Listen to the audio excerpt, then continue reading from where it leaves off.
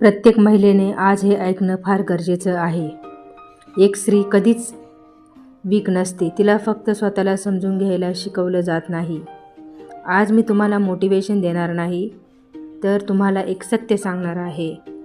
जर तुम्ही हा व्हिडिओ ऐकत असाल आणि तुम्ही एक स्त्री असाल, तर मी जे बोलणार आहे ते तुमच्यासाठीच आहे. आपण स्ट्रॉंग आहोत. आपण सगळं सांभाळतो. घर, नातं, जबाबदाऱ्या, अपेक्षा. पण तरीही कधीतरी एक प्रश्न मनात येतो, मी सगळ्यांसाठी आहे, पण माझ्यासाठी कोण आहे? लहानपणापासून आपल्याला हे शिकवलं जातं. जास्त बोलू नको, ॲडजस्ट कर, एक चांगली बाई बन. पण कोणीच शिकवत नाही की बाउंड्रीज कशा सेट कराव्यात, आत्मसन्मान कसा राखावा, इमोशनली स्ट्रॉंग कसं व्हावं.